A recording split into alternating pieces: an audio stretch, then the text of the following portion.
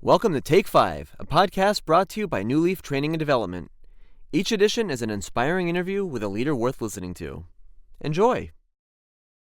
Hey, I'm Paul Butler. I'm one of the client partners at Newleaf Training and Development, and I'm so delighted to be joined today by Bryan Lombardi, who is a senior consultant with a company called the Abrazo Group.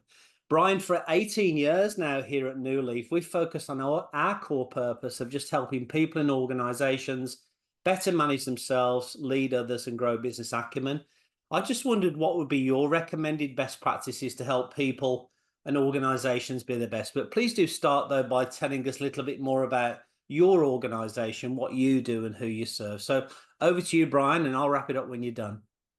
Sure. Just a little bit about me. Been doing this type of work, learning and development, training and development for a little over 20 years.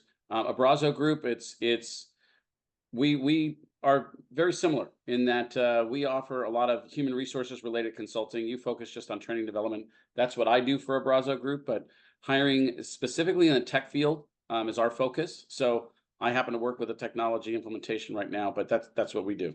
So related specifically to your question, Paul, I want to make an analogy, and everyone who's ever worked in a manufacturing environment, engineering laboratory will appreciate this. But the question often is asked, who is responsible for safety in our organization? And the short, correct answer is you are, I am, we all are collectively together. Now, how often is that the mentality around learning, around development of our people, around engagement? Now, to me, the best, and I believe the only way to truly grow a business is to grow its people.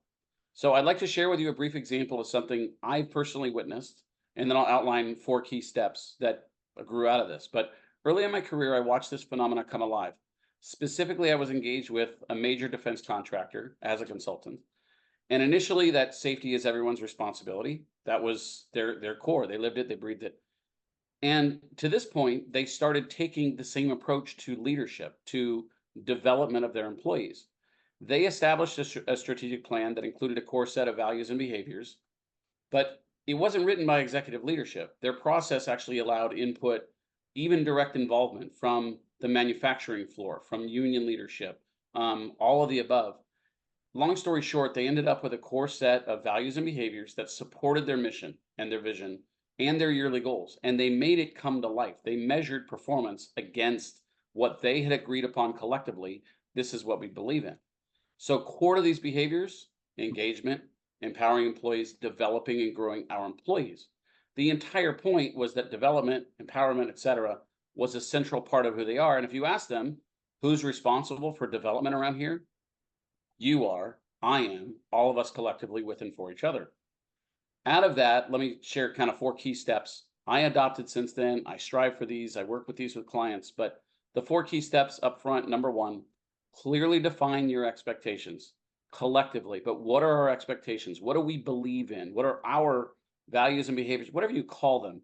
The key is you collectively define them, agree upon them. This is who we are. This is what we do. And this is what we expect. Include as many people as possible as you can throughout that process that you're writing it.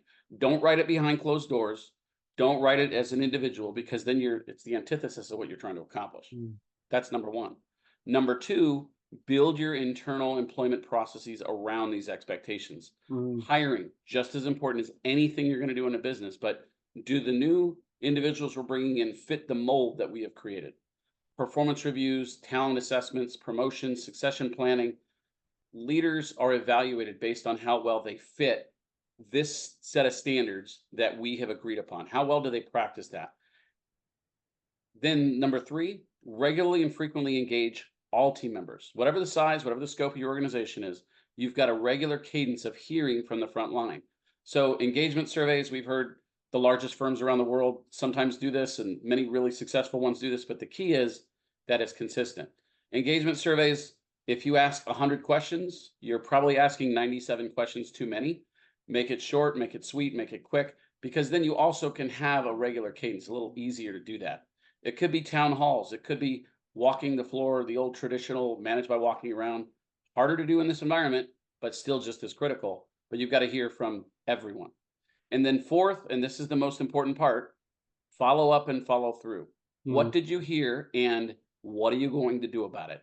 What are you doing with this information that you just collected? You're going to follow up. That's the most important.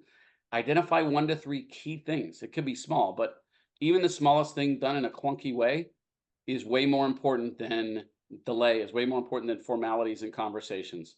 And then you start the survey over again. I don't think this is Pollyannish. I actually think this is quite hard because not everybody does it. Things break down when we get too busy or we literally forget to follow through. It gets stuck in, well, I'm going to do this on my own or I'm going to take care of things. But really, it's those 4 key things that I wanted to be able to share. Those are the key aspects that I've been trying to follow ever since. Brian, absolutely love those. Really clear and concise. I love that flow of the 4, and I do see the interconnectivity between all of those.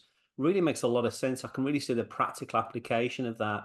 I like the inference as well, the fact that we're always striving for that. You're never done. You're never done on this stuff. If I can just give a message out to the subscribers to keep an eye on the events page for the activities that we have going on throughout the course of the year, most of which are available for free.